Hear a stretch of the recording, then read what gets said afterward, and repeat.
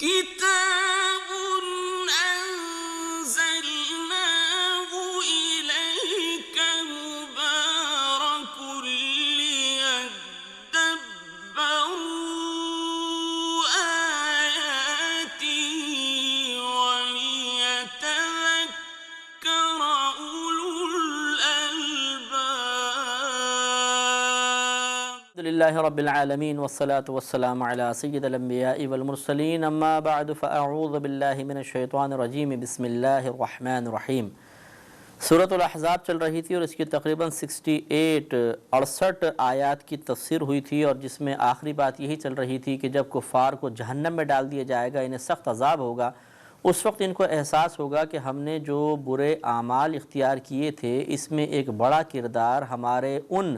لوگوں کا بھی تھا جو ہم سے بڑے کہلاتے تھے، چاہے منصب کے اعتبار سے بڑے، چاہے خاندان کے بزرگ ہونے کے اعتبار سے بڑے تھے۔ ان کی غلط سوچ کو ہم نے قبول کیا، اس پر عمل کیا، ان غلط عقائد کو ہم نے آگے پروان چڑھایا، اس پہ استقامت پذیر رہے اور دنیا میں انا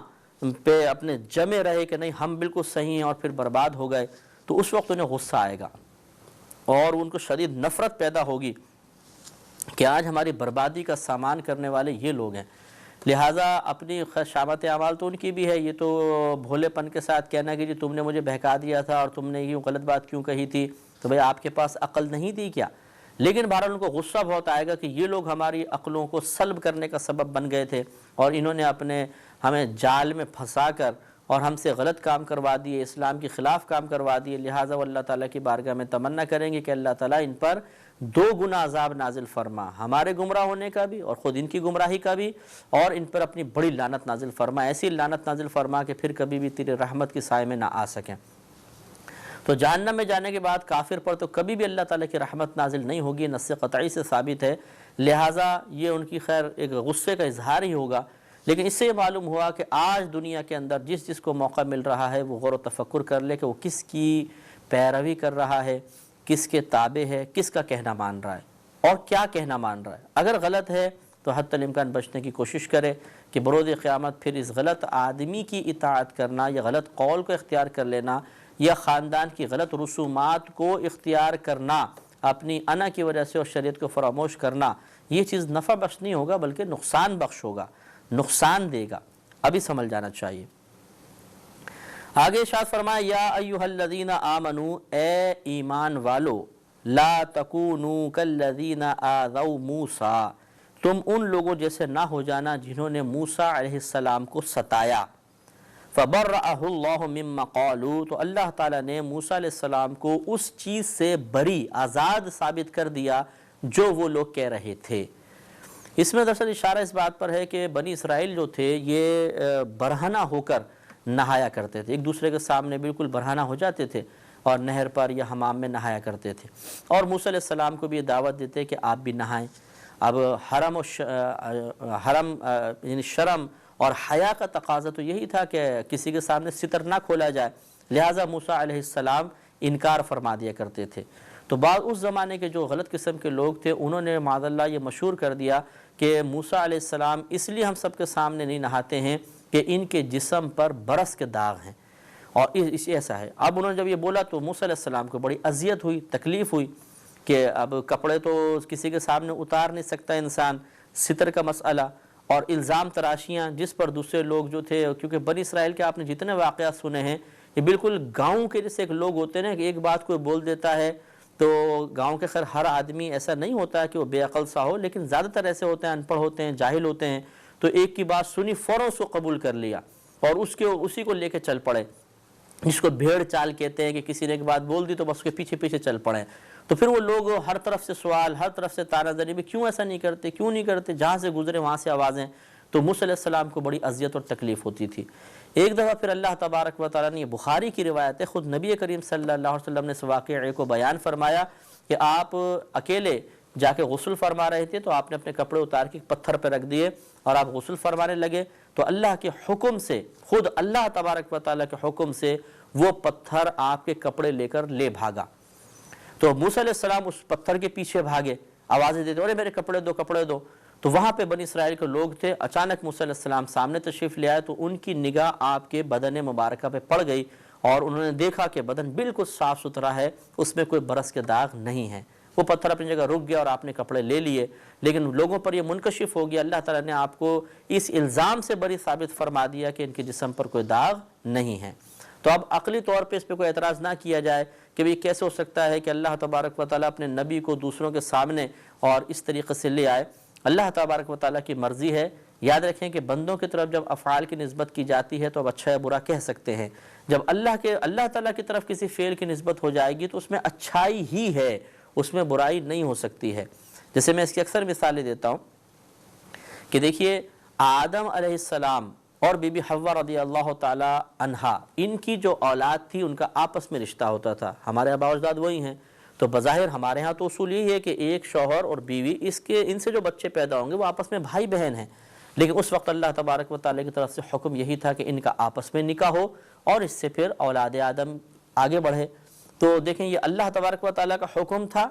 تو ہمیں وہی اچھا، وہی صحیح، ہمارا ذہن اس کو قبول کر رہا ہے۔ اور اس دور میں ہماری شریعت میں بہن سے نکاح کرنا حرام، گناہ کبیرہ، نکاح باطل ہے، ایجاب و قبول خدا نخواستہ ہو بھی جائے تو نکاح منعقد ہی نہیں ہوگا، یہ بھی اللہ کا حکم ہے۔ تو جب اس وقت وہ حکم تھا ہمیں وہی اچھا لگ رہا تھا، یہ حکم دیا ہمیں یہ اچھا لگ رہا ہے، تو اللہ تعالیٰ کا کوئی فعل برا نہیں ہوتا، اس کے ہر فعل میں ہزارہ حکمتیں ہوتی ہیں۔ اگر وہ ہمیں ستر ایک دوسرے کے سامنے کھولنے کی اجازت دے دیتا بالفرض تو وہ ہمارے لیے صحیح تھا، وہ اللہ تعالیٰ کا حکم تھا، اس نے ڈھکنے کا حکم دیا، ہمارا ذہن اسی کو قبول کیے ہوئے ہے، تو ہم اللہ تعالیٰ کے کسی فعل پر اعتراض کا حق نہیں رکھتے ہیں، اس کے ہر کام میں ہزارہ حکمتیں ہوتی ہیں۔ تو بہرحال یہ قرآن و حدیث سے یہ بات چونکہ ثابت ہے تو آپ کی خدمت میں عرض کی ہے اور اس میں شک و شبہ نہیں کرنا چاہیے۔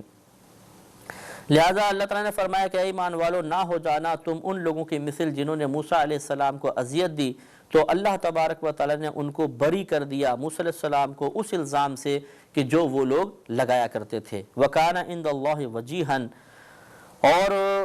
وہ یعنی موسیٰ علیہ السلام اللہ تبارک و تعالیٰ کے نزدیک بڑی وجاہت والے تھے۔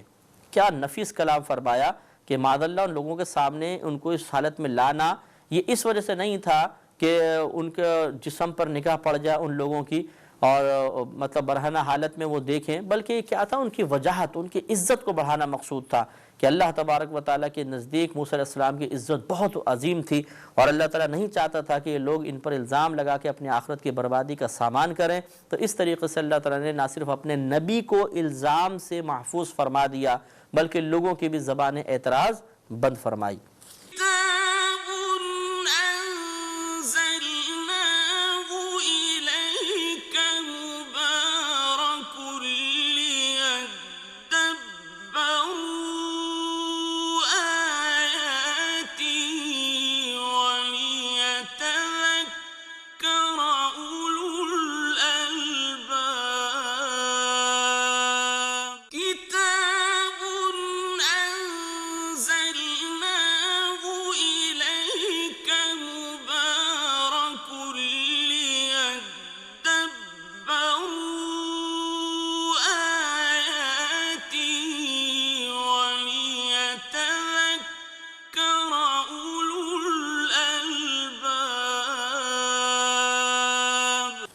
یا ایھا الذین آمنوا اتقوا اللہ وقولوا قولا سدیدا، اے ایمان والو اللہ تبارک و تعالیٰ سے ڈرو اور سیدھی بات کہو۔ سیدھی بات سے مراد حق بات، سچ بات کہو۔ تو اس آیت کریمہ میں دو حکم ہیں، ایک اللہ تبارک و تعالیٰ سے ڈرنے کا اور دوسرے سیدھی سچی اور حق بات کہنے کا، لہذا ہمیں بھی اس پر عمل کی کوشش کرنی چاہیے۔ اللہ تبارک و تعالیٰ سے ڈرنے کا مفہوم و مضمون کئی مرتبہ آپ کو پہلے بھی بتایا ہے کہ یہ اللہ کی ذات سے ڈرنا مراد نہیں ہے، کیونکہ اللہ کی ذات کو تو تصور ذہن میں نہیں آ سکتا، تو کیسے ہم اس سے ڈر سکتے ہیں؟ مراد اللہ تعالیٰ کی ناراضگی سے، اس کی گرفت سے، اس کے عذاب سے ڈرنا ہے کہ اللہ کے عذاب سے ڈرو، اس کی ناراضگی سے، اور دنیا یا آخرت میں اس کی گرفت کا خوف اپنے دل میں رکھو، اور سیدھی بات کہو یعنی حق بات کہو، چاہے سامنے کوئی بھی ہو۔ ہاں بعض اوقات ایسا ہوتا ہے کہ انسان حق کو چھپاتا ہے کسی بڑے فتنے سے بچنے کے لیے، یہ شرعاً جائز ہے کہ اپنی جان بچانا اظہار حق سے بہتر ہوتا ہے، ہاں لیکن یہ ان کے لیے ہے جو عام لوگ ہیں کہ ان کو اجازت ہے کہ وہ حق چھپا کر اپنی جان بچانے کے لیے ناحق بات کہہ سکتے ہیں، لیکن ناحق بات سے مراد یہ ہے کہ اس میں کسی مسلمان کو نقصان نہ ہو، اپنی جان بچانے کے لیے بہرحال حق کو چھپا سکتے ہیں۔ اور ایک ہوتے ہیں خواص، یعنی جو معظم دینی ہوں، جن کا بڑا مقام اور مرتبہ، جیسے انبیاء علیہ السلام تھے، صحابہ کرام تھے، اس امت میں پیدا ہونے والے بڑے بڑے اکابر اولیاء عظام کہ جن کو باقاعدہ زمانے کی ذمہ داریاں دی گئی تھیں کہ وہ دین اسلام کی تبلیغ کریں گے، لوگوں کی اصلاح کا فریضہ سر انجام دیں گے، ان پہ یہ لازم تھا کہ وہ حق بات کہیں، کبھی بھی ناحق بات ان کی زبان سے نہ نکلے، اور نہ وہ ناحق کو دیکھ کے خاموش رہے۔ تو وہ حق کی پامالی پر، جب حق کو پامال کیا جاتا تھا، اس کو مٹانے کی کوشش کی جاتی تھی، ناحق بات کے نفاذ کے خلاف علم بغاوت ضرور اٹھایا گیا، اور وہ کبھی اکابرین خاموش نہیں رہتے تھے۔ آج کل کے دور میں بھی ایک عام آدمی اگر یہ ہمت اور قدرت رکھتا ہے کہ کوئی غلط کام ہو رہا ہے اور وہ اپنی زبان سے اس کا اظہار کرے غلط ہے، تو اگر وہ فتنے میں مبتلا ہو بھی جاتا ہے تو اس کا مجاہد کا درجہ ہے، اس کو بڑا ثواب ملے گا۔ لیکن اگر کوئی رخصت پر عمل کرتے ہوئے، اللہ تبارک و تعالیٰ کی اجازت پر عمل کرتے ہوئے فتنوں سے بچنے کے لیے اپنے آپ کو زبان بند رکھتا ہے، اظہار حق نہیں کرتا، تو گنجائش نکل سکتی ہے، اور اللہ تعالیٰ بروز قیامت اس کی گرفت بھی نہیں فرمائے گا۔ یصلح لکم اعمالکم ویغفر لکم ذنوبکم، تمہارے اعمال، یعنی اگر تم ڈرو گے اور سیدھی سچی بات کہو گے تو اللہ تبارک و تعالیٰ تمہارے اعمال تمہارے لیے سنوار دے گا، ان کی اصلاح کر دے گا، اور مغفرت فرما دے گا تمہارے گناہوں کی، یعنی گناہوں کی بخشش فرما دے گا، تمام گناہ مٹا دیے جائیں گے، اور اللہ تبارک و تعالیٰ تمہارے اعمال کو سنوار دے گا۔ معلوم یہ ہوا کہ اللہ سے ڈرنے کی بنا پر انسان گناہوں سے بھی بچتا ہے، گناہوں سے پاک و صاف ہو جاتا ہے، اور اللہ تبارک و تعالیٰ اس کے اعمال کی اصلاح کر دیتا ہے، اچھے عمل ہو جاتے ہیں۔ وَمَن يُطِعِ اللَّهَ وَرَسُولَهُ فَقَدْ فَازَ فَوْزًا عَظِيمًا، اور جو اللہ تبارک و تعالیٰ اور اس کے رسول کریم صلی اللہ علیہ وسلم کی اطاعت کرے تو بے شک اس نے بہت بڑی کامیابی کو پا لیا۔ تو اللہ کی اطاعت، اس کے رسول کی اطاعت، یہ دو اطاعتیں ہیں کہ جس نے یہ اطاعت کی تو اللہ تبارک و تعالیٰ اسے کامیابی سے ہمکنار فرما دے گا۔ تو یاد رکھیں کہ اللہ کی اطاعت رسول کی اطاعت ہے، رسول کی اطاعت اللہ کی اطاعت ہے۔ اطاعت کا مطلب ہوتا ہے حکم ماننا، کہنا ماننا، پیروی کرنا، تو ان کی پسند کا خیال رکھنا، یہ تمام چیزیں اطاعت کے اندر داخل ہو سکتی ہیں۔ لہٰذا ہمیں کوشش یہی کرنی چاہیے کہ اگر اخروی بڑی کامیابی حاصل کرنا چاہتے ہیں تو اللہ تعالیٰ اور اس کے رسول کی اطاعت کریں۔ اور لازم بات ہے کہ اطاعت جب حکم کی ہوتی ہے تو ہمیں معلوم ہونا چاہیے کہ اللہ تبارک و تعالیٰ کے اپنے بندوں پر کیا کیا احکامات لازم ہیں، یا ان احکامات کو پورا کرنا، کون کون سے احکامات کو پورا کرنا لازم ہے، رسول کے کون کون سے احکامات ہیں جو ہمیں پورے کرنے چاہیے۔ اور یہ اس بات کا تقاضا کرتا ہے کہ ہم علم حاصل کریں۔ جب علم آئے گا تو معلوم ہوگا کہ شریعت اس مقام پر یہ چیز چاہ رہی ہے، نبی کریم صلی اللہ علیہ وسلم اس مقام پر ہم سے یہ چاہتے ہیں، اس چیز کا حکم فرما رہے ہیں، تو ہی تو ہم اطاعت کر سکتے ہیں، ورنہ ہمیں کیا معلوم۔ لہذا زندگی کے ہر شعبے میں حقوق کی ادائیگی کا معاملہ ہو، اپنے اعضاء کو استعمال کا معاملہ ہو، عبادات کا، معاملات کا، کسی بھی طریقے سے کسی بھی شعبے میں آپ چلے جائیے، وہاں پر اللہ اور رسول کی اطاعت اسی وقت کما حق ہو سکتی ہے کہ جب اس کا علم ہم نے سیکھا ہوگا۔ اگر ہمارے پاس علم نہیں ہے تو کبھی بھی اللہ اور اس کے رسول کی اطاعت ہم کامل انداز سے نہیں کر سکتے ہیں۔ آگے ارشاد فرمایا کہ اِنَّا عَرَضْنَا الْأَمَانَةَ عَلَى السَّمَاوَاتِ وَالْأَرْضِ وَالْجِبَالِ، بے شک ہم نے پیش کیا امانت کو آسمانوں، زمین اور پہاڑوں پر۔ فَأَبَيْنَا أَن يَحْمِلْنَهَا، تو انہوں نے اس کے اٹھانے سے انکار کر دیا۔ وَأَشْفَقْنَ مِنْهَا، اور اس سے ڈر گئے۔ وَحَمَلَهَا الْإِنسَانُ، اور آدمی نے اس کو اٹھا لیا، یعنی آدم علیہ السلام نے۔ إِنَّهُ كَانَ ظَلُومًا جَهُولًا، بے شک وہ اپنی جان کو مشقت میں ڈالنے والا بڑا نادان ہے۔ اس کا دوسرا مفہوم سمجھنا بہت ضروری ہے کہ پہلی بات یہ کہ امانت سے مراد کیا ہے۔ تو امانت سے مراد جو ہے اس کے بارے میں بہت سارے اقوال ہیں۔ حضرت ابن عباس رضی اللہ تعالی عنہ نے فرمایا کہ امانت سے مراد اللہ تعالیٰ کی اطاعت اور فرائض وغیرہ ہیں۔ اللہ تعالیٰ نے پہاڑوں کو مخاطب کر کے فرمایا کہ اگر یہ احکام میں تم پر نافذ کر دوں کیا تم اطاعت کر سکو گے؟ تو انکار سے مراد یہ نہیں کہ اللہ تعالیٰ ہم تیری بات نہیں مانتے، یہ نہیں، بلکہ یہ ایک اختیار دیا تھا کہ تم قبول کرنا چاہتے ہو نہیں چاہتے ہو۔ تو انہوں نے عرض کیا اب کریم ہم تو ڈرتے ہیں اس چیز سے کہ ہم مستقل تیری اطاعت کیسے کر سکیں گے، تو اللہ تبارک و تعالیٰ نے ان کو چھوڑ دیا اور ان پر یہ چیز لازم نہ فرمائی۔ اور اسی طریقے سے حضرت ابن مسعود فرماتے ہیں کہ امانت سے مراد نمازیں ہیں، زکوٰۃ ہیں، یہ چیزیں اللہ تعالیٰ نے ان پہ پیش فرمائی کہ چلو مان لو، اگر تم ادا کر سکتے ہو تو انہوں نے کہا اللہ تعالیٰ ہم کیسے کر سکتے ہیں، تو اللہ نے ان کو چھوڑ دیا اور آدم علیہ السلام کو یہ چیزیں عطا فرما دیں۔ تو اس میں جو اللہ نے آخر میں ارشاد فرمایا کہ بے شک وہ اپنی جان کو مشقت پہ ڈالنے والا بڑا نادان ہے، وہ اس وجہ سے نہیں کہ وہ اس نے امانت قبول کر لی اس وجہ سے یہ مشقت میں اپنے آپ کو ڈالنے والا اور بڑا بے وقوف تھا کہ اس نے امانت کیوں لے لی۔ یہ تو اللہ کا ازلی فیصلہ تھا کہ اپنے بندوں پر یہ چیزیں لازم فرمائے گا، تو اللہ تعالیٰ کے ایک ازلی فیصلے کو تو نافذ ہونا ہی تھا، اسے کون ختم کر سکتا ہے؟ اور اگر کوئی اس ازلی فیصلے کو پورا کرنے کے لیے عملی قدم اٹھائے تو وہ نادان اور بے وقوف کیسے ہو سکتا ہے؟ یہ اصل میں ہے کہ آدمی جو اللہ نے فرمایا کہ وہ اپنی جان کو مشقت میں ڈالنے والا بڑا نادان ہے، وہ اس صورت میں کہ جب امانت تو لے لی ہے، اب اس کی ادائیگی کے اندر آدمی کوتاہی کرتا ہے۔ یہ ہے غلط کہ وہ ادائیگی میں کوتاہی نہ کرے۔ اس سلسلے میں بہت سے غلط معاملات کا ظہور ہو جاتا ہے، نادانی کا ظہور ہو جاتا ہے، ورنہ آدم علیہ السلام کو ایسا نہیں تھا کہ آپ کے سامنے دو چوائسز تھیں کہ بھئی یہ آپ لینا چاہتے ہیں کہ نہیں لینا چاہتے، مرضی ہے آپ کی۔ وہ کہتے ہیں، انہوں نے کہہ دیا چلو ٹھیک ہے میں لے لیتا ہوں، ایسا تو نہیں ہے، بلکہ وہ تو اللہ کا فیصلہ تھا کہ بھئی یہ احکام ہیں آپ پہ لازم ہیں، اور آئندہ نبی بھی آتے رہیں گے، وہ نئی شریعتیں لاتے رہیں گے، اللہ تعالیٰ یہ حکم نازل فرماتا رہے گا۔ تو اس لیے یہ ہرگز تصور نہ رکھا جائے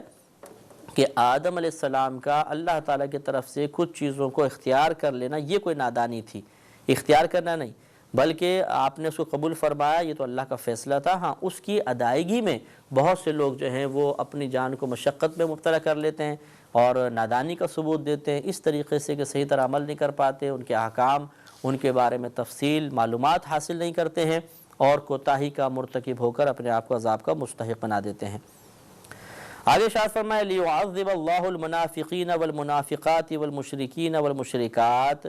اور یہ جو امانت اللہ تبارک و تعالی نے انسانوں پر ڈالی ہے، اس کا بڑا مقصد یہ بیان فرمایا تاکہ عذاب کرے اللہ تبارک و تعالی منافق مردوں اور منافق عورتوں کو اور مشرک مردوں اور مشرک عورتوں کو۔ یعنی یہ امانت یقینی سی بات ہے کہ یہ ایک امانت میں یہ بھی تو تھا کہ آپ ایمان لائیں، ہر جو تمہارے سامنے نبی آئے جو آسمانی کتاب ہے اس کو تم تسلیم کرو، یہ امانت تھی ان کے پاس، یعنی یہ ایک حکم دیا گیا تھا اور اس پر عمل کرنا گویا کہ امانت تھا ان کے اوپر، اور یہ امین تھے اس سلسلے میں۔ اب اگر انہوں نے قبول نہیں کیا تو عذاب کے مستحق ہو جائیں گے۔ اس سے معلوم ہوا کہ جتنے یہ احکام وغیرہ ہمارے طرف متوجہ ہوتے ہیں یہ اللہ تعالیٰ کی طرف سے ہمارے لیے ایک آزمائش ہے۔ پہلا ایک تو نظریہ ان کے بارے میں رکھنا کہ یہ اللہ کا حکم ہے، ہم پہ فرض ہے، واجب ہے، لازم ہے، صرف نظریات کے اعتبار سے، اور ایک ہوتا ہے پھر عمل کرنا اور اس پہ استقامت سے عمل کرنا۔ دونوں چیزیں لازم ہیں کہ امانت یہ بھی ہے کہ ہم اس کو صحیح و درست تسلیم کریں، امانت یہ بھی ہے کہ استقامت سے اس کو ادا کریں، تو پھر نجات ہے، ورنہ گرفت ہو سکتی ہے۔ اس پہ مزید کلام کریں گے اگلے پروگرام میں۔ وآخر دعوانا ان الحمدللہ رب العالمین۔ كتاب أنزلناه إليك مبارك ليدبروا آياته وليتذكر أولو الألباب۔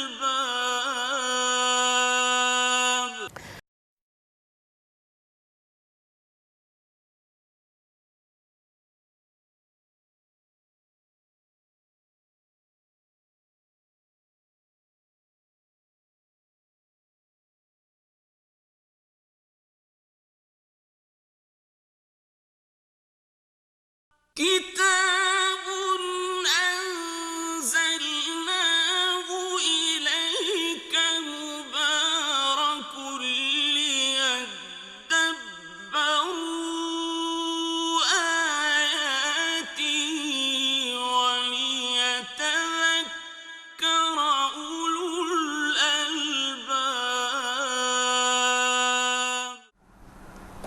الحمد للہ رب العالمین والصلاة والسلام علی سید الانبیاء والمرسلین، اما بعد فاعوذ باللہ من الشیطان الرجیم، بسم اللہ الرحمن الرحیم۔ سورۃ الاحزاب کی تقریباً 73ویں آیت کی تفسیر مکمل ہو گئی تھی۔ اس آیت میں، بلکہ اس سے قبل اللہ تبارک و تعالی نے 72ویں آیت میں ارشاد فرمایا تھا کہ اِنَّا عَرَضْنَا الْأَمَانَةَ عَلَى السَّمَاوَاتِ وَالْأَرْضِ وَالْجِبَالِ، کہ بے شک ہم نے پیش کیا امانت کو آسمانوں، زمین اور پہاڑوں پر۔ فَأَبَيْنَا أَن يَحْمِلْنَهَا، تو انہوں نے اس کے اٹھانے سے عاجزی کا اظہار کیا کہ ان میں ہمت نہیں ہے، وَأَشْفَقْنَ مِنْهَا، اور اس سے ڈر گئے، وَحَمَلَهَا الْإِنسان، اور انسان نے اس امانت کو اٹھا لیا، إِنَّهُ كَانَ ظَلُومًا جَهُولًا، بے شک وہ اپنی جان کو مشقت میں ڈالنے والا بڑا نادان ہے، کہ امانت اٹھا تو لی لیکن اسے بعض اوقات ادا نہیں کر پاتا، اس لحاظ سے وہ نادان ہے، ورنہ امانت قبول کرنے کے اعتبار سے ہم نے آپ کو بتایا تھا کہ کوئی نادانی نہیں تھی، کیونکہ یہ تو اللہ تبارک و تعالی کا فیصلہ ازلی تھا، ارادہ ازلی تھا کہ بندوں کو مکلف بنایا جائے گا، ان کو مختلف احکام کا پابند کیا جائے گا، ان کو جو نعمت عطا کی جائیں گی اس کے استعمال میں پابندیاں لاگو کی جائیں گی، اور آزادانہ زندگی سے ان کو روکا جائے گا، بلکہ اللہ تبارک و تعالیٰ کی بتائی ہوئی تعلیمات کے مطابق انہیں اپنی زندگی کو گزارنا ہوگا۔ اور یہ امانت جو اللہ تبارک و تعالیٰ نے بندوں کے حوالے کی، انسان کے حوالے کی، اس کا ایک سبب تھا لِيُعَذِّبَ اللَّهُ الْمُنَافِقِينَ وَالْمُنَافِقَاتِ وَالْمُشْرِكِينَ وَالْمُشْرِكَاتِ، تاکہ عذاب کرے اللہ تبارک و تعالیٰ منافق مردوں، منافق عورتوں، مشرک مردوں اور مشرک عورتوں کو، کہ جب وہ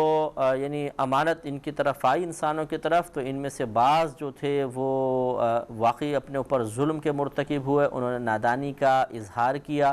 اور اس امانت کو صحیح طریقے سے ادا نہ کر سکے، لہٰذا کسی نے منافقت اختیار کر لی، کسی نے کفر و شرک اختیار کیا اور وہ تباہ و برباد ہوئے، اور اللہ تبارک و تعالیٰ نے ان کے لیے عذاب مقرر فرمایا۔ وَيَتُوبَ اللَّهُ عَلَى الْمُؤْمِنِينَ وَالْمُؤْمِنَاتِ، اور اللہ تبارک و تعالیٰ توبہ قبول فرمائے گا مومنین اور مومنات کی، وَكَانَ اللَّهُ غَفُورًا رَحِيمًا، اور اللہ تبارک و تعالیٰ بخشنے والا مہربان ہے۔ تو مومنین میں جو تھے لوگ، مومنات میں وہ بعض تو اس امانت کو مکمل طور پہ ادا کرنے میں کامیاب ہوئے، جیسے انبیاء علیہ السلام، صحابہ کرام، اولیاء اعظام اور دیگر نیک مومنین مومنات، اور بعض نے اس میں کوتاہی کا ارتکاب کیا لیکن عقائد کی درستگی کے ساتھ، یعنی ان کے عقیدے میں فساد نہیں تھا، انہوں نے منافقت اختیار نہیں کی، کفر و شرک اختیار نہیں کیا، ان کے لیے پھر اللہ تبارک و تعالیٰ نے بہت کرم نوازی فرمائی اور حکم فرما دیا کہ اللہ تعالیٰ نے ان مومنین اور مومنات کی توبہ کو قبول فرما لیا، اور اللہ تعالیٰ بہت بخشنے والا مہربان ہے۔ تو یہاں تک سورۃ الاحزاب کی 73 آیتیں ہوئیں، اور اس سورہ میں 73 ہی آیات تھیں، تو اس طرح آج یہ الحمدللہ 22ویں سپارے کی سورۃ الاحزاب کا اختتام ہوا، اور انشاءاللہ اب ہم اسی 22ویں سپارے کی سورہ سبا کا آغاز کریں گے، جس میں تقریباً 54 آیات ہیں، اور یہ مکی صورتوں میں سے ایک ہے۔ بارہا آپ کو بتایا کہ ہجرت نبوی صلی اللہ علیہ وسلم سے پہلے جو آیات یا صورتیں نازل ہوئیں وہ مکی کہلاتی ہیں، اور ہجرت نبوی کے بعد جن آیات یا سور یعنی صورتوں کا نزول ہوا انہیں مدنی آیات یا مدنی صورتیں کہا جاتا ہے۔ تو یہ مکی صورت ہے، اور آپ کو معلوم ہے کہ مکی صورتوں میں اکثر اللہ تبارک و تعالیٰ اپنا توحید کا بیان فرماتا ہے، بت پرستی کی مذمت ہوتی ہے، آخرت میں اٹھنے کے بارے میں، قیامت کے احوال کے بارے میں بیان ہوتا ہے، مشرکین کے عقائد باطلہ کا شدت کے ساتھ رد شامل ہوتا ہے۔ یہ تمام امور پہ یعنی عقائد سے جن چیزوں کا تعلق ہے خصوصاً ان چیزوں کا بیان مکی صورتوں میں زیادہ پایا جاتا ہے۔ آج اس کا آغاز کرتے ہیں، بسم اللہ الرحمن الرحیم۔ اللہ تعالیٰ نے ارشاد فرمایا کہ الحمدللہ الذی لہ ما فی السماوات وما فی الارض ولہ الحمد فی الآخرہ وہو الحکیم الخبیر۔ تمام خوبیاں ثابت ہیں اللہ تبارک و تعالیٰ کے لیے، جس نے وہ اللہ تبارک و تعالیٰ کے اسی کے لیے ہے جو آسمانوں میں ہے اور جو زمین میں ہے، یعنی وہی حقیقتاً ان کا مالک ہے۔ وَلَهُ الْحَمْدُ فِي الْآخِرَةِ، اور اس کے لیے حمد ہے آخرت میں، یعنی دنیا میں تو ہے، آخرت میں خالصتاً اللہ تبارک و تعالیٰ کے لیے تعریف ہے۔ یہ کیونکہ جب تمام لوگوں کا دنیا ختم کر دی جائے گی، میدان محشر میں اللہ تبارک و تعالیٰ سب کو اٹھانا پسند فرمائے گا، اس وقت صرف ایک اللہ تبارک و تعالیٰ ہی ہوگا کہ جس کی حمد و ثنا ہوگی، باقی سب ختم ہو جائیں گے۔ وَهُوَ الْحَكِيمُ الْخَبِيرُ، اور وہی ہے حکمت والا خبردار۔ تو جیسے کہ مکی صورتوں میں آپ کو بتایا کہ اللہ تبارک و تعالیٰ نے اپنے توحید اور اپنی عظمت کو بہت کثرت کے ساتھ بیان فرمایا ہے، تاکہ لوگوں کے قلوب دیگر معبودان باطلہ سے ہٹ کر اللہ تبارک و تعالیٰ کی طرف مائل ہو جائیں، اور ان کے ذہن میں یہ چیز راسخ ہو جائے کہ جو اس کائنات کا خالق ہے، مالک ہے، تمام نظام کائنات چلانے والا ہے، حقیقتاً معبود ہونے کے لائق بھی وہی ہے، اسی کی بندگی ہونی چاہیے، اسی کی عبادت ہونی چاہیے، اسی کی اطاعت ہونی چاہیے۔ اس لیے ان صورتوں میں جو مکی صورتیں ہیں خصوصاً اللہ تبارک و تعالیٰ نے بہت زیادہ اپنی عظمت کو بیان فرمایا اور اس طرح ذہنی تعمیر فرمائی اور عقیدے کو پختگی عطا فرمائی۔ لہذا جیسے پہلے آیت کا اول حصہ کہ اسی کے لیے ہے جو کچھ آسمانوں اور زمین میں ہے، یعنی اللہ تبارک و تعالیٰ ان کا حقیقی مالک ہے۔ تو ایک ذات تو ایسی ہے کہ پوری کائنات کی چیزیں اس کی ملک میں ہوں، اور اگر کوئی شخص اس ذات کو چھوڑ کر اس کو اپنا معبود بنانے کی کوشش کرے کہ جو خود اپنی ذات کا مالک نہیں ہے، جو اپنی تخلیق میں، اپنے معارض وجود میں آنے میں انسانوں کا محتاج ہے، تو یہ لازم سی بات ہے کہ یہ ایک خلاف عقل معاملہ ہے، اور ایسے شخص کو بالکل ذی شعور یا ذہین نہیں کہا جا سکتا جو اتنے عظیم ذات کو چھوڑ کر ان بے جان اشیاء کی طرف مائل ہو جائے۔ آگے اللہ تبارک و تعالیٰ نے اپنی وسعت علمی کا اظہار فرمایا، مختلف انداز میں پہلے بھی ہو چکا ہے، یہاں پر بھی ارشاد فرمایا۔ لہذا ارشاد ہوتا ہے کہ یعلم ما یلج فی الارض، اللہ تبارک و تعالیٰ جانتا ہے جو کچھ زمین میں جاتا ہے۔ زمین میں مثال کے طور پہ جیسے بارش کا پانی زمین میں جاتا ہے، بیج وغیرہ زمین میں جاتے ہیں، ہزارہا حشرات الارض زمین میں جاتے ہیں، اسی طرح مردے دفنائے جاتے ہیں، اسی طرح بہت سارے خزانے ہوتے ہیں جو زمین کے اندر چلے جاتے ہیں۔ اللہ تعالیٰ ان تمام کو جانتا ہے۔ گویا کہ زمین میں جو پوشیدہ چیزیں ہیں جو ظاہری نظر سے نہیں نظر دیکھ سکتے، وہ تمام کے تمام اللہ تبارک و تعالیٰ کے علم میں ہیں۔ وما یخرج منہا، اور وہ اللہ تعالیٰ انہیں بھی جانتا ہے جو زمین سے نکلتے ہیں، جیسے کہ نباتات، پودے وغیرہ نکلتے ہیں، وہی جانور آپ حشرات الارض لے لیں کہ زمین سے بلوں سے باہر بھی آتے ہیں، اور اسی طرح جب مردے میدان محشر میں اٹھیں گے تو گویا کہ انسانوں کے جاننے کا بھی اللہ تبارک و تعالیٰ نے اس میں دعویٰ فرمایا۔ وما ينزل من السماء، اور وہ انہیں بھی جانتا ہے جو آسمان سے اترتا ہے، آسمان سے اترتے ہیں، نیچے آتا ہے، اس میں فرشتے بھی آ گئے، آسمان سے پانی بھی نازل ہوتا ہے، اللہ تبارک و تعالیٰ کی طرف سے رحمت برکتیں نازل ہوتی ہیں، وہ سب یہاں پر مراد ہو سکتی ہیں۔ وما يعرج فيها، اور جو ان آسمانوں میں چڑھتا ہے، اوپر جاتا ہے، یہ فرشتے بھی ہیں، نام اعمال بھی ہیں، اسی طرح جو بھی چیز آسمان کی طرف، جیسے انسان مرتا ہے تو اس کی روح آسمان کی طرف پرواز کرتی ہے، اگر نیک روح ہوتی ہے تو بارگاہ الہی میں پہنچتی ہے اور عرش الہی کے سامنے سجدہ ریز ہوتی ہے۔ تو یہ تمام امور اللہ تبارک و تعالیٰ جانتا ہے۔ تو آپ تھوڑا سا غور فرمائیں کہ کوئی پھر ایسی چیز نہیں رہی جو اللہ تبارک و تعالیٰ کے علم سے باہر محسوس ہو، ان تمام کا بیان اللہ نے یہاں فرما دیا۔ وَهُوَ الرَّحِيمُ الْغَفُورُ، اور وہ مہربان بہت بخشنے والا ہے۔ وَقَالَ الَّذِينَ كَفَرُوا، اور کہا ان لوگوں نے جو کافر ہوئے کہ لَا تَأْتِينَا السَّاعَةُ، ہم پر قیامت نہیں آئے گی۔ انہوں نے قیامت کا انکار کیا، اس سے معلوم ہوا کہ قیامت کا انکار کرنا کفر اور کافروں کا طریقہ ہے۔ قل، اے حبیب کریم صلی اللہ علیہ وسلم آپ فرما دیجئے، بلا، کیوں نہیں، وربی، اور میرے رب کی قسم، لَتَأْتِيَنَّكُمْ، ضرور آئے گی وہ تمہارے پاس، ضرور قیامت قائم ہوگی۔ نبی کریم نے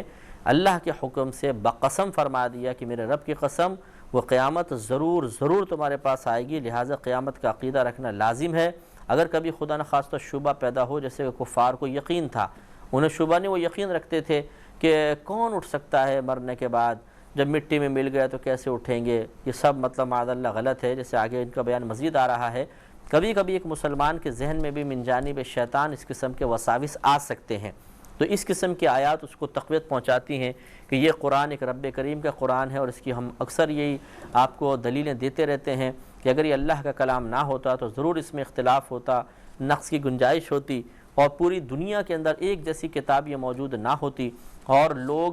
چھوٹے ہمارے بچے 6 سال کے بچے سے پورے اس قرآن کو،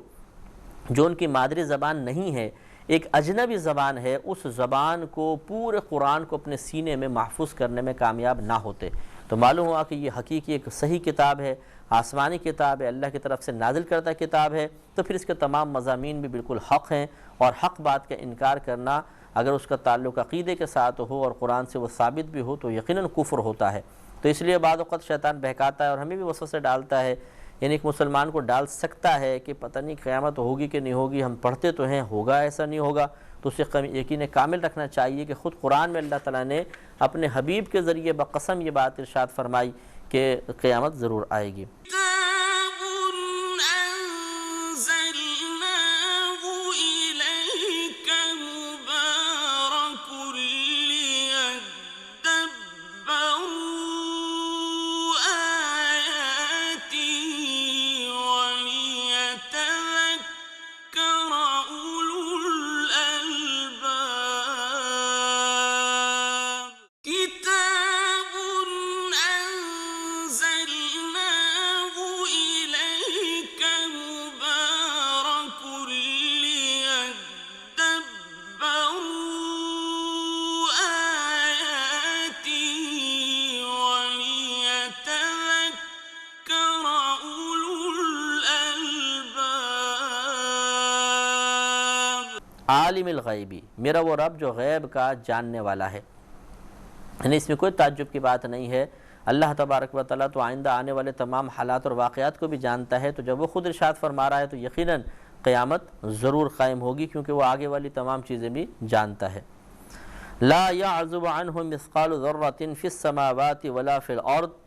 اللہ تبارک و تعالیٰ کے بارے میں بیان فرمایا کہ نہیں غائب ہوتی ہے اس سے ذرے کے برابر بھی کوئی چیز آسمانوں میں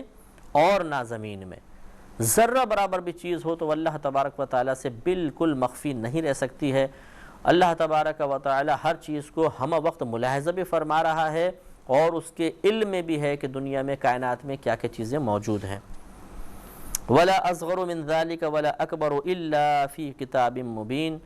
اور نہ اس سے کوئی چھوٹا، یعنی زمین وغیرہ سے کوئی چھوٹی چیز، ولا اکبر، اور نہ ان سے کوئی بڑی چیز، الا فی کتاب مبین، مگر وہ ایک واضح کتاب میں ہے۔ یعنی زمین سے چھوٹی جتنی چیزیں ہیں اور آسمان سے بڑی جتنی چیزیں ہیں، کوئی بھی ایسی چیز نہیں ہے کہ جس کا ذکر ایک کتاب میں نہ کر دیا گیا ہو۔ وہ کتاب مبین لوح محفوظ ہے۔ اس سے معلوم ہوا کہ اللہ تبارک و تعالیٰ نے ہر چیز کا بیان قرآن اس میں لوح محفوظ میں بیان کر دیا ہے، لکھوا دیا ہے، اور وہ ایسی ایک تختی ہے کہ جس میں پوری کائنات کی تمام چیزوں کا مکمل طور پہ بیان موجود ہے۔ کیا ہوگا، کس طرح ہوگا، کون کب کیا کرے گا، سب اللہ تعالیٰ نے لوح محفوظ میں لکھ دیا ہے۔ لیکن آپ کو پہلے بتایا کہ لوح محفوظ میں یہ تقدیر کا ایک مسئلہ ہے کہ ہم تقدیر کے مسئلے کے قائل ہیں، تقدیر کے قائل ہیں، اور تقدیر کا مسئلہ یہی ہے، یہ عقیدہ یہ ہوتا ہے کہ ہم اس بات کو مان لیں، اس کو حق اور سچ تسلیم کر لیں کہ اللہ تبارک و تعالیٰ نے اپنے بندوں کی آئندہ زندگی پہ نگاہ فرمائی، اور اس کے علم میں تھا کون بندہ کیا کیا کرے گا۔ ایک شخص کو ملاحظہ فرمایا کہ وہ چوری کر رہا تھا، اللہ نے لکھوا دی یہ چوری کرے گا۔ ایک شخص قتل کر رہا تھا، اللہ نے اس کے لیے قاتل ہونا لکھوا دیا۔ اگر وہ شخص چوری نہ کر رہا ہوتا تو جو کر رہا تھا وہ لکھواتا، اس کے لیے چوری نہ لکھواتا۔ لہذا معلوم یہ ہوا کہ جو اعمال و افعال ہوتے ہیں جس میں بندے کو خود قدرت و اختیار ہوتا ہے کہ یہ کرو، یہ گناہ ہے، یہ ثواب، یہ ہدایت، گمراہی، اچھا برا، اچھائی برائی، نیکی بدی، اس میں مکمل طور پہ بندوں کو خود مختار رکھا ہے، اور اللہ تبارک و تعالیٰ کے لکھ دینے کی وجہ سے ہم مجبور نہیں ہو گئے، بلکہ بالکل ایسا ہی ہے کہ جیسے اللہ نے ملاحظہ فرمایا کہ ایک شخص کی آئندہ زندگی کو وہ کیا کرے گا، اور جو اس کو کرتے ہوئے ملاحظہ فرمایا وہاں پر لکھ دیا۔ تو ایسا نہیں تھا کہ پہلے لکھ دیا تھا، کوئی کسی کی زندگی پیش نظر نہیں تھی اور لکھ کر یہ فرمایا کہ اب یہ مسلط ہو گیا تم سب پر اور تمہیں ایسا ایسا کرنا ہے۔ اگر ایسا ہوتا تو ہمارے لیے بالکل ایک اعتراض کی گنجائش نکل سکتی تھی کہ یا رب کریم، جب تو نے ہماری قسمت میں خودکشی لکھی ہے تو ہم نے خودکشی کر لی، تو پھر ہماری گرفت کیوں؟ لیکن ایسا نہیں ہے کہ اللہ نے پہلے لکھا، بلکہ پہلے ہماری زندگی پہ نگاہ فرمائی۔ میری پوری زندگی، آپ کی پوری زندگی اللہ تبارک و تعالیٰ کے پیش نظر تھی، بالکل جیسے ایک، میں بلا تمثیل عرض کرتا ہوں کہ ایک ویڈیو فلم ہو، آپ اس فلم کو پورا ملاحظہ کر لیں اور ملاحظہ کرنے کے بعد پھر لکھیں کہ ایک شخص ہے وہ ادھر چلے گا، چند قدم چلے گا، پھر وہ مر جائے گا، پھر لوگ اس کو اٹھائیں گے، پھر اسے قبر کے اندر ڈال دیں گے، پھر دوسرا مرے گا، پھر اسے قبر میں ڈالا جائے گا۔ تو یہ آپ کے لکھنے کی وجہ سے تو وہ ویڈیو کے اندر وہ کام نہیں ہو رہا نا، وہ تو پہلے آپ نے اس کو ملاحظہ فرمایا، ملاحظہ فرمانے کے بعد پھر آپ نے لکھا۔ تو آپ کے لکھنے کی وجہ سے کیا وہ ویڈیو کے اندر جو کچھ معاملہ ہو رہا ہے، وہ لوگ جو کچھ کر رہے ہیں وہ مجبور ہو گئے تھے؟ یقیناً نہیں، وہ پہلے خود مختار تھے، انہوں نے کام کیا تو آپ نے لکھا ہے۔ اسی طریقے سے معاملہ ہوتا ہے کہ اللہ تبارک و تعالیٰ نے ہماری آئندہ زندگی پہ نگاہ فرمائی، جو کچھ ہم کرنے والے تھے وہ اللہ نے ملاحظہ فرمایا اور اس کے بعد اس کو لکھ دیا۔ تو اب یقینی سی بات ہے کہ اس میں تبدیلی تو نہیں ہو سکتی، کیونکہ جو اللہ نے ملاحظہ فرمایا وہ لکھا، اور اللہ کے جو ملاحظہ فرمانے میں غلطی ہو ہی نہیں سکتی ہے، لہذا اس وجہ سے یہ کہا جاتا ہے کہ لوح محفوظ کا لکھا ہوا کبھی بدل نہیں سکتا، کیونکہ اللہ تبارک و تعالیٰ نے جو ملاحظہ فرما لیا تو اس کا علم اتنا وسیع ہے کہ ہماری پوری زندگی کے معاملات اس کے سامنے تھے۔ اگر وہ بدل جائے تو اس کا مطلب یہ ہوگا کہ اللہ تبارک و تعالیٰ نے دیکھنے میں غلطی کی تھی، یا اللہ تبارک و تعالیٰ نے ایک چیز کو دیکھا اور بعد میں ویسا نہیں تھا، تو پھر بھی جہالت کا ثبوت ہوگا۔ اس وجہ سے یہ کہا جاتا ہے کہ جو لوح محفوظ میں لکھ دیا وہ کبھی کوئی نہیں بدل سکتا۔ مطلب یہ ہے کہ وہ چونکہ اللہ تعالیٰ نے پہلے ملاحظہ فرمایا اور اس کا علم بڑا وسیع ہے اور اس کا علم کبھی غلط نہیں ہو سکتا، لہٰذا اب جو اس نے ملاحظہ فرما کے لکھا بعینی ویسا ہی ہوگا، لیکن اس کے لکھنے سے ہم مجبور نہیں ہو گئے، بلکہ ہم پہلے کرنا تھا، اللہ نے پوری زندگی کو ملاحظہ فرمایا اور پھر اس کو لکھا ہے، لہٰذا یہ اب کوئی شخص بری ذمہ نہیں ہو سکتا، یا راہ فرار اختیار نہیں کر سکتا، یا یہ ہیلہ بہانہ نہیں کر سکتا کہ جی مجھے تو دیکھیں نا اللہ نے لکھ دیا معاذ اللہ چوری، تو میں چوری کر رہا ہوں، اللہ نے میری قسمت میں یہ لکھ دیا تو میں ایسا کر رہا ہوں۔ تو اس نے لکھا بعد میں ہے، آپ پہلے یہ کرتے ہوئے نظر آئے ہیں، لہذا قصور ہمارا ہوا۔ آگے شاہ فرمایا کہ لیجزی الذین آمنوا وعملوا الصالحات، تاکہ بدلہ دے وہ اللہ تبارک و تعالیٰ ان لوگوں کو جو ایمان لائے اور عمل کیے انہوں نے نیک، یعنی لوح محفوظ پہ جو سب کچھ لکھ دیا گیا ہے، پہلے ملاحظہ فرمایا پھر لکھ دیا گیا، اور یہ لکھنے کا اہتمام اور پھر لوگوں کے نام اعمال کا اہتمام اور پھر میدان معاشر میں اس کو پیش کیا جانا، ان سب کی وجوہات بیان فرمائی کہ تاکہ بدلہ دے وہ، یعنی اللہ تبارک و تعالیٰ ان لوگوں کو جو ایمان لائے اور نیک اعمال کیے، ان کو بدلہ عطا فرمائے۔ اولئک لہم مغفرۃ و رزق کریم، یہ وہ لوگ ہیں کہ ان کے لیے مغفرت ہے اور عزت کی روزی ہے، یعنی عزت کا اللہ تبارک و تعالیٰ ان کو خزانہ عطا فرمائے گا برود قیامت جنت میں جانے کے بعد، اور ان کی بخشش کی جائے گی۔ والذین سعوا فی آیاتنا معاجزین، اور وہ لوگ جو ہماری آیات میں ہرانے کی نیت سے، عاجز کر دینے کی نیت سے کوششیں کرتے ہیں، یعنی اس بات کی کوشش کرتے ہیں کسی طرح ثابت کر دیں کہ یہ بات ایسی نہیں ہے، اللہ تعالیٰ نے معاذ اللہ غلط بیان کی، یا ہم ثابت کر دیں کہ یہ بندے کلام ہے، اللہ کا کلام نہیں ہے، اس قسم کی فاسدانہ جو کوششیں کرتے ہیں، اولئک لہم عذاب من رجس علیم، ان کے لیے سخت عذاب ہے، ان کے لیے دردناک عذاب میں سے عذاب ہے، یعنی جب برود قیامت پہنچیں گے تو اللہ تعالیٰ ان کو سخت عذاب میں مبتلا فرمائے گا اور اس عذاب میں سے ان کو حصہ دیا جائے گا۔ وَيَرَى الَّذِينَ أُوتُوا الْعِلْمَ الَّذِي أُنزِلَ إِلَيْكَ مِن رَبِّكَ هُوَ الْحَقُّ، اور وہ لوگ جنہیں علم ملا ہے وہ جانتے ہیں کہ جو اللہ تعالیٰ کی طرف سے آپ کے رب کی طرف سے آپ کی طرف نازل کیا گیا وہ حق ہے۔ اس پہ انشاءاللہ ہم کلام کریں گے اگلے پروگرام میں۔ وآخر دعوانا ان الحمدللہ رب العالمین۔ كتاب أنزلناه إليك مبارك ليدبروا آياته وليتذكر أولو الألباب۔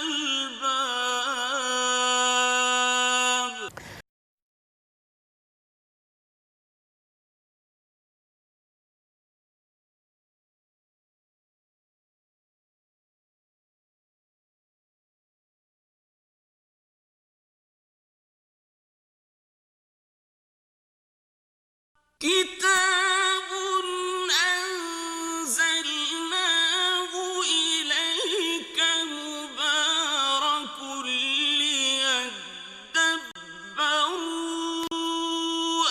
آياته وليتذكر أولو الألباب۔ الحمدللہ رب العالمین والصلاة والسلام علی سید الانبیاء والمرسلین، اما بعد فاعوذ باللہ من الشیطان الرجیم، بسم اللہ الرحمن الرحیم۔ سورہ سبا چل رہی تھی اور اس کی تقریباً 6 آیات کی تفسیر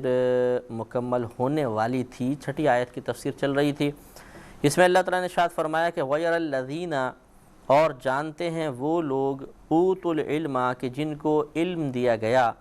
الذی انزل الیک کہ وہ جو نازل کیا گیا آپ کی طرف اے حبیب کریم صلی اللہ علیہ وسلم،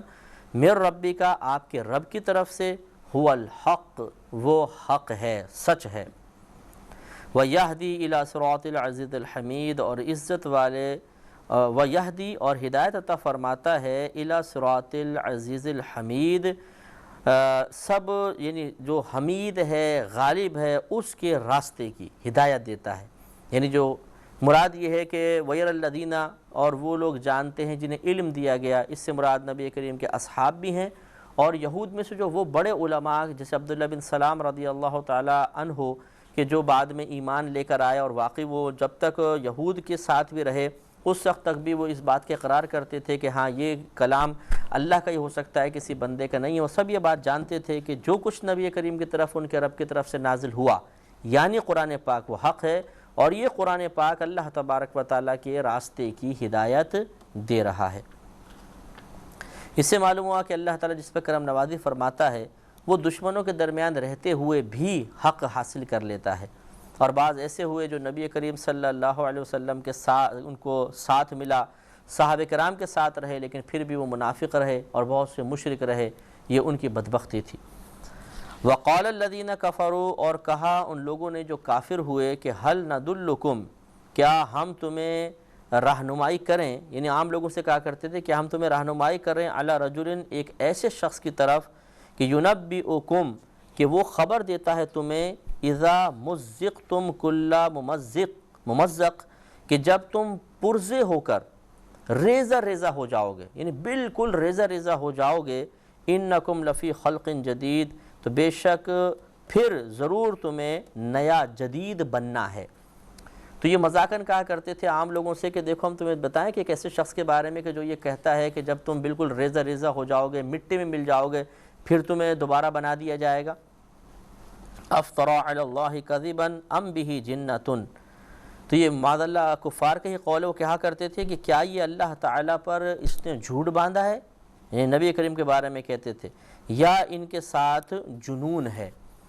تو وہ یہ سمجھتے تھے کہ شاید معاذ اللہ یا تو یہ جنونی ہو گئے تب ایسی باتیں بولتے ہیں، یا اللہ تعالیٰ کی طرف جھوٹ کی نسبت کر رہے ہیں کہ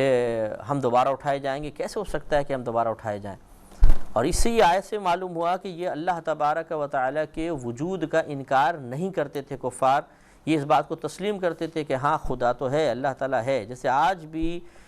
جو مطلب آپ کو بت پرست نظر آئیں گے وہ خدا کے وجود کے منکر نہیں ہیں، بلکہ وہ یہ کہتے ہیں کہ ہم ان بتوں کو، اور وہ کفار مشرکین بھی اس زمانے کے کہا کرتے تھے کہ ہم ان بتوں کی عبادت اس لیے کرتے ہیں تاکہ اللہ ہم سے راضی ہو جائے، اور یہی ان کا کفر و شرک تھا اور غلط تھا۔ لہٰذا انہوں نے کہا کہ یا تو یہ معاذ اللہ نبی کریم صلی اللہ علیہ وسلم اللہ تعالیٰ پر جھوٹ باندھ رہے ہیں، اور یا پھر ان کے ساتھ کوئی جنون ہے تبھی ایسی بات بول رہے ہیں، ورنہ یہ کہاں ہو سکتا ہے کہ کوئی آدمی قبر سے اٹھایا جائے جبکہ وہ ریزہ ریزہ ہو جائے، مٹی میں مل جائے، جانور سے کھا جائیں، دوبارہ اٹھنا ممکن نہیں۔ لیکن اللہ نے ارشاد فرمایا کہ بل الذین لا یؤمنون بالآخرۃ فی العذاب والضلال البعید، بلکہ وہ جو آخرت پر، بلکہ یہ وہ لوگ ہیں جو آخرت پر ایمان نہیں لاتے، عذاب اور دور کی گمراہی میں ہیں، یعنی واضح گمراہی کے اندر مبتلا ہیں اور عذاب کے اندر مبتلا ہیں کہ ان قریب عذاب میں مبتلا ہو جائیں گے۔ یہ نبی کریم صلی اللہ علیہ وسلم معاذ اللہ مجنون نہیں، نہ وہ اللہ پہ جھوٹ باندھ رہے، بلکہ تمہاری بدبختی ہے جو تمہیں عذاب کی طرف کھینچ کر لے جا رہی ہے۔ افلم یروا الی ما بین ایدیہم وما خلفہم من السماوات والارض تو کیا پس نہ دیکھا انہوں نے اس کی طرف کہ جو ان کے سامنے ہے، جو ان کے پیچھے ہیں، یعنی آسمان اور زمین، کہ اس میں ہزارہ چیزیں ایسی ہیں جو ایک دفعہ فنا ہوتی ہیں پھر دوبارہ معرض وجود میں آتی ہیں۔ جیسے مثال کے طور پر آپ بیج دیکھ لیں، زمین میں اگتا ہے پھر پھٹ جاتا ہے اور اس سے ایک تناور درخت نکل آتا ہے، اس طرح تناور درخت ہوتا ہے اس سے پھر پھول پھل نکل آتے ہیں، اور کھیتی میں سے غلہ وغیرہ اگ جاتا ہے۔ تو یہ تمام چیزیں کہ اللہ تبارک و تعالیٰ ایک چیز سے دوسرے کو پیدا فرما رہا ہے، تو اس کے لیے کوئی ایسا دوبارہ اٹھانا مشکل نہیں ہے۔ ان نشأ نخسف بہم الارض اگر ہم چاہیں تو انہیں زمین میں دھسا دیں، جیسے کہ قارون کو اس کے خزانے سمیت زمین میں دھسا دیا گیا۔ او نسقط علیہم کسفا من السماء یا ان پر آسمان کا کوئی ٹکڑا گرا دے۔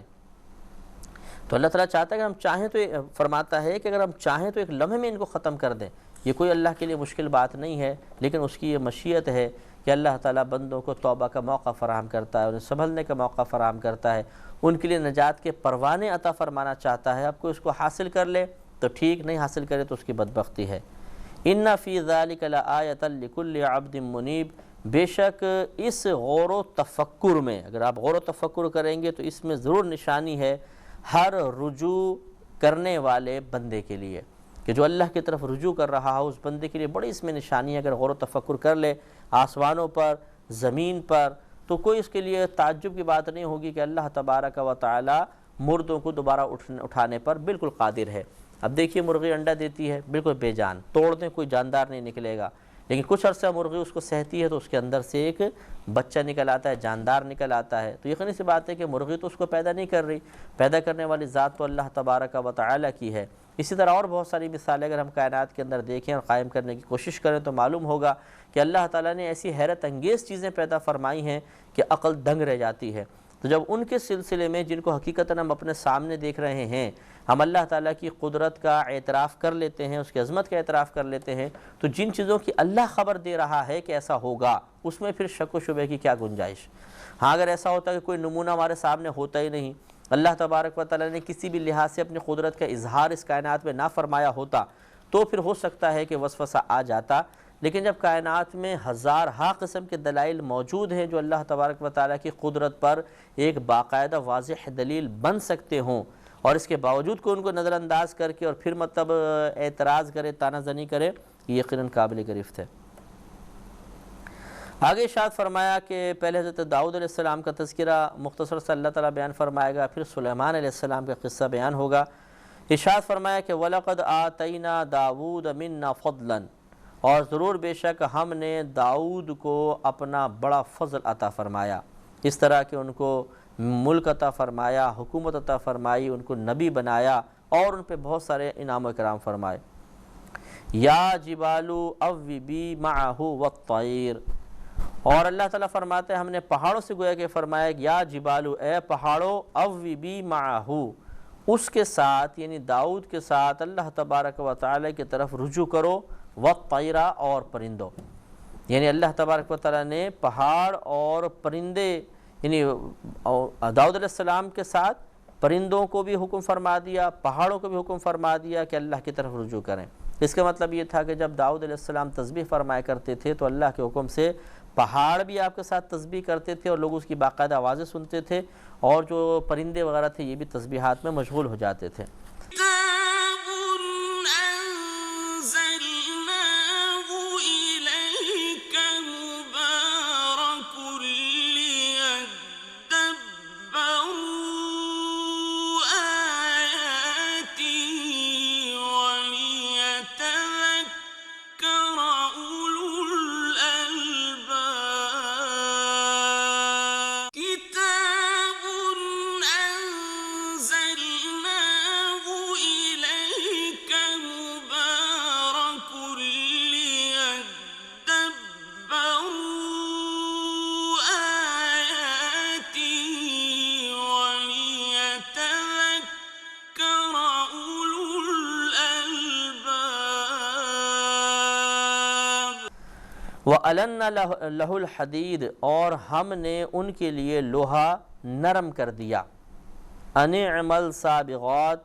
کہ وہ اس سے وسیع بہت بڑی زرہیں بنائیں، جو جنگ کا لباس ہوتا ہے سامنے کا وہ تیار کریں، وَقَدِّرْ فِي السَّرْدِ،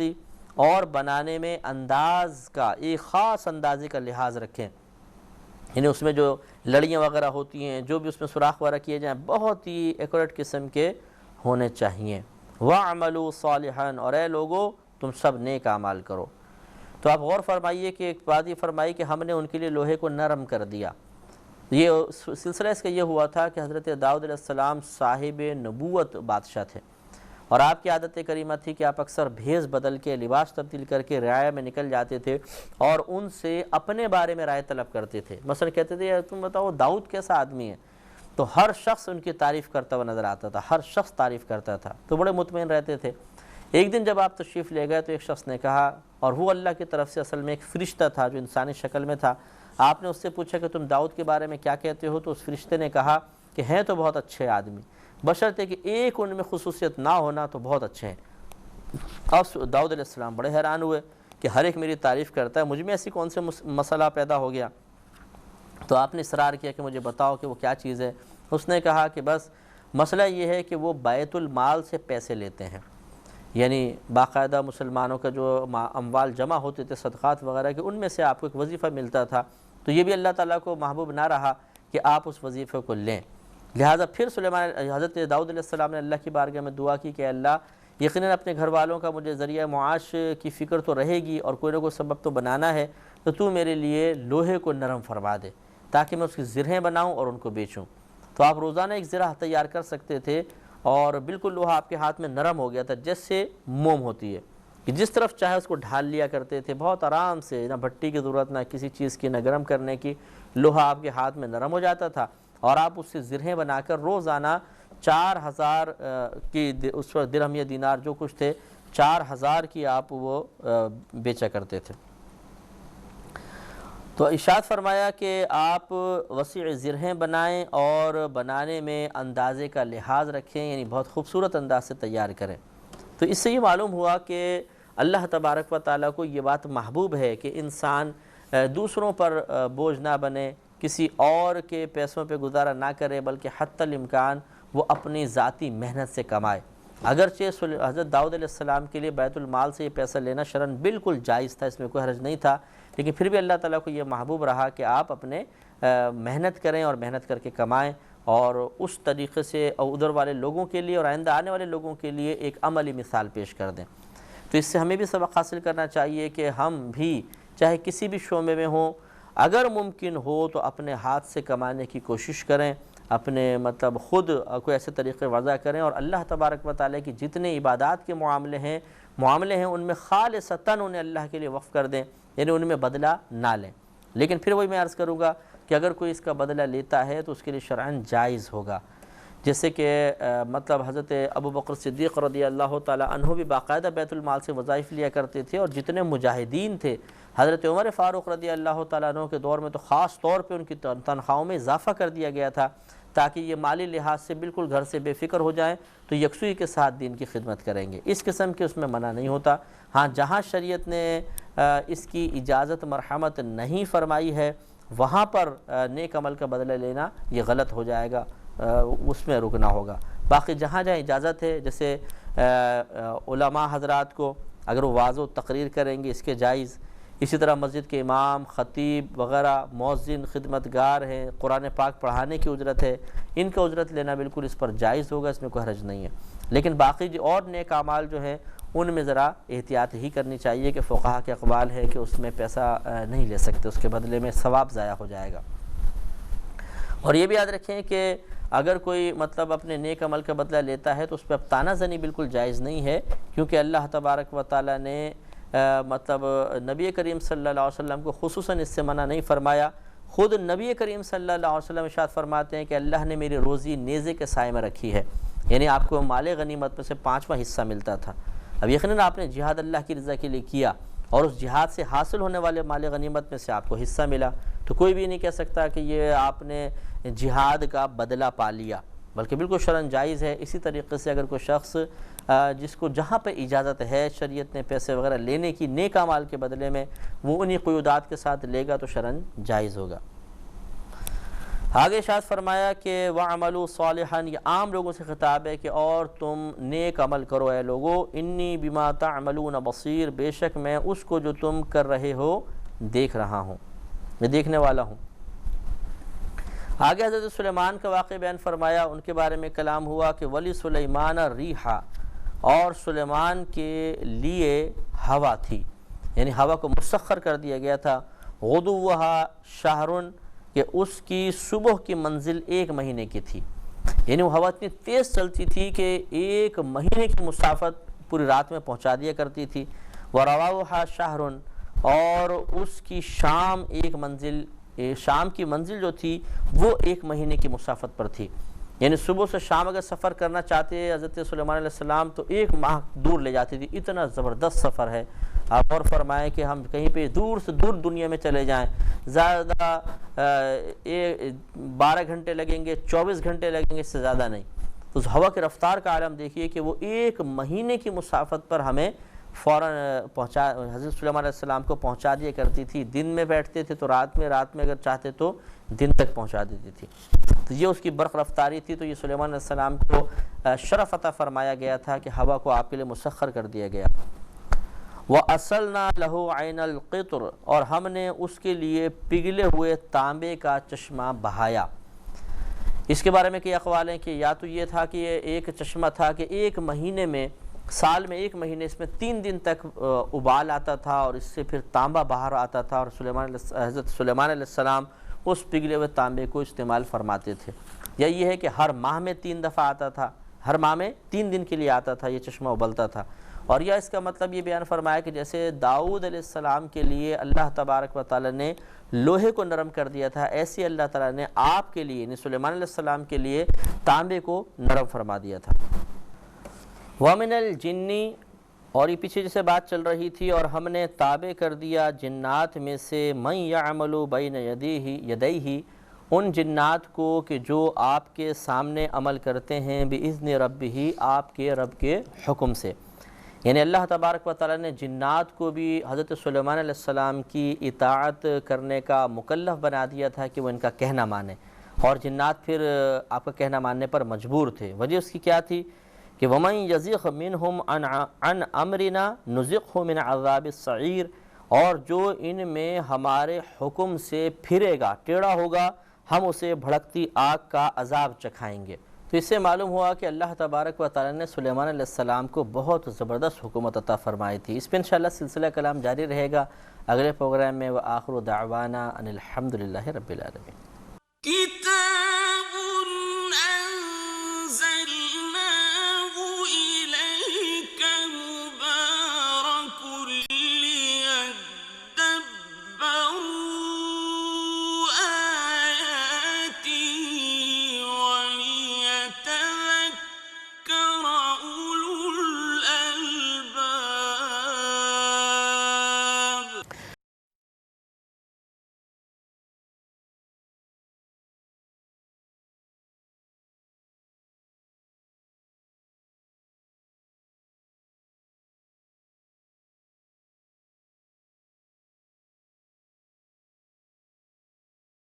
كتاب أنزلناه إليك مبارك ليدبروا آياته وليتذكر أولو الألباب۔ الحمدللہ رب العالمین والصلاة والسلام علی سید الانبیاء والمرسلین، اما بعد فاعوذ باللہ من الشیطان الرجیم، بسم اللہ الرحمن الرحیم۔ سورہ صبا چل رہی تھی اور اس کی تقریباً 12 آیات کی تفسیر مکمل ہو گئی تھی، اور اس میں موجودہ جو ماقبل آیات تھیں ان میں حضرت سلیمان علیہ السلام پر اللہ تبارک و تعالیٰ کی طرف سے کیے گئے انعامات کا تذکرہ چل رہا تھا۔ تو چند اس میں انعامات ذکر کیے گئے تھے۔ ایک تو ہوا کا آپ کے لیے مسخر کیا جانا، دوسرا آپ کے لیے تانبے کو پگھلا دیا جانا، تیسرا جنوں کو آپ کا مطیع و فرما بردار بنا دیا جانا، اور ان سے سلیمان علیہ السلام کا کام لینے پر قادر ہونا۔ اس کے بعد ارشاد فرمایا کہ وہ جنوں کا تذکرہ یہ بھی چل رہا تھا کہ یعملون لہ ما یشاء، وہ جنات حضرت سلیمان علیہ السلام کے لیے ہر وہ کام کرتے تھے جو آپ چاہتے تھے۔ من محاریبہ، جیسے اونچے اونچے محل بنانا، و تماثیلا، اور تصاویر بنانا، کہ اس دور میں تصویر ممنوع نہیں تھی، لہٰذا مختلف چیزوں کی بڑی بڑی تصاویر حضرت سلیمان حکم دیتے تو وہ اس کو تیار کرتے تھے۔ و جفان کالجواب، اور یا مزید انعامات کا تذکرہ شروع ہوا کہ جفان کالجواب، اور بڑے بڑے حوضوں کے برابر برتن، یعنی اتنے بڑے بڑے برتن بھی ان جنات نے پتھروں وغیرہ کے ذریعے تیار کیے کہ جن میں 1,000 آدمی ایٹ اے ٹائم کھانا کھاتے تھے، 1,000 آدمی، اتنے بڑے بڑے۔ وقدور الراسیات اور لنگردار دیگیں، یعنی اتنی بڑی دیگیں تھیں وہ کہ وہ بالکل ان کے پائے بنائے گئے تھے، اور اتنی بڑی بڑی دیگیں تھیں کہ سیڑھیاں لگا کر ان پہ چڑھا جاتا تھا اور ان کو اپنی جگہ سے ہٹانا بھی ممکن نہیں تھا۔ اور لنگردار اس لیے فرمایا کہ ان میں اگر اترنا ہوتا تھا تو پھر رسیوں کے بغیر اترنا ممکن نہیں ہوتا تھا، اتنی بڑی بڑی دیگیں ان جنات نے آپ کے لیے تیار کی تھیں۔ اعملوا آل داود شکرا، تو اے داؤد کی آل، داؤد کے گھر والوں شکر ادا کرو۔ سلیمان علیہ السلام چونکہ داؤد علیہ السلام کے صاحبزادے ہیں، لہذا اللہ تبارک و تعالیٰ نے داؤد علیہ السلام کی طرف نسبت کر کے حکم فرمایا کہ ان تمام نعمتوں پر شکر ادا کیا جائے۔ اس سے معلوم ہوا کہ جب اللہ تعالیٰ کی طرف سے کوئی انعام، کوئی نعمت بندے کو حاصل ہو تو اس کو فراموش نہ کرے، بلکہ اس کو یاد کرے، اس نعمت کا اعتراف کرے اور ان نعمتوں کے تقاضے کے مطابق عمل کرنے کی کوشش کرے۔ مثلا جیسے اللہ تبارک و تعالیٰ نے آنکھ کی، کان کی، زبان کی، ہاتھ کی نعمت عطا فرمائی، تو اب جو شرعی تقاضا ہے ان کے استعمال کا، اسے ملحوظ رکھتے ہوئے صرف اللہ تبارک و تعالیٰ کی فرما برداری میں ان کو استعمال کرنے کی کوشش کرنی چاہیے، نافرمانی سے حتی الامکان بچانا چاہیے۔ لیکن وہی بات جو اللہ نے آگے پھر ارشاد فرمائی دی کہ وَقَلِيلٌ مِّنْ عِبَادِيَ الشَّكُورُ، اور میرے بندوں میں سے شکر کرنے والے بہت ہی قلیل ہیں۔ قلیل ہیں وہ بندے جو میرے بندوں میں سے شکر ادا کرتے ہیں، یعنی اللہ تعالیٰ تو سب پر کرم فرما رہا ہے، وہ مائل بکرم ہے، لیکن ہم ہی اس کا شکر ادا نہیں کرتے ہیں۔ آپ یہ دیکھیے کہ اللہ تبارک و تعالیٰ کی شان بے نیازی دیکھیں کہ وہ کفار جو اللہ تبارک و تعالیٰ کا کوئی حکم نہیں مانتے، بعض اوقات اللہ کے معبود ہونے کا انکار کرتے ہیں،